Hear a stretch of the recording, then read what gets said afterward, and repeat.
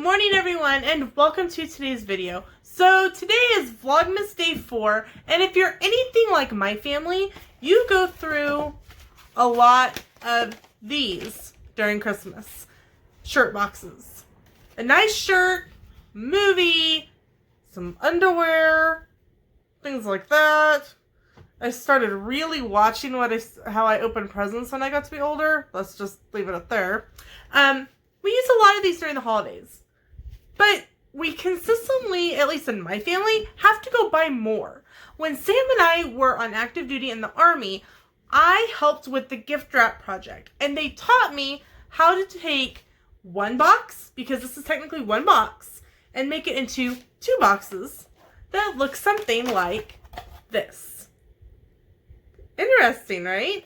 So today I'm going to share with you this handy little trick that will not only help you during the holidays, but help you during the rest of the year as well. So without further ado, let's get started. Now, if you are going to need your half of a box, and the first thing we're going to do is we're going to put in our folds. So you're going to take one end and you're going to simply meet it at the edge of the flap and crease really well. Alright, so it looks like that. So step 2, we're going to flip it around and do the exact same thing. So we're going to turn it over, meet the edge, crease really well.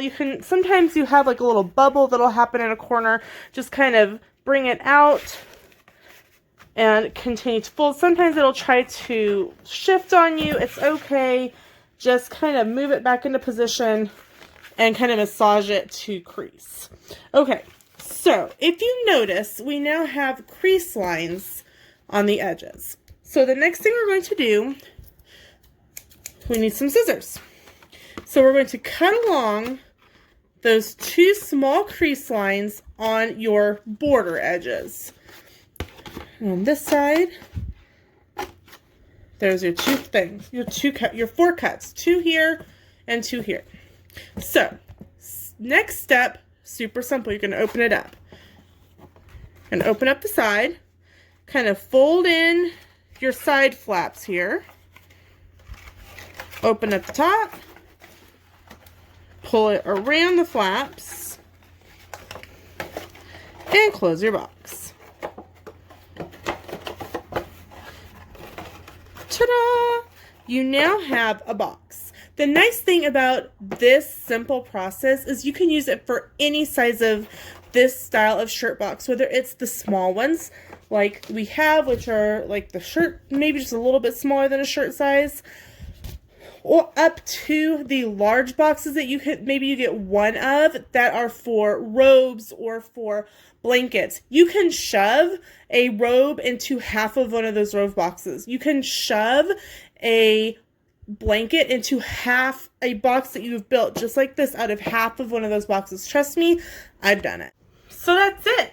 We've taken a shirt box, which typically you would have one box and go through a lot of them, and you've made 2 boxes.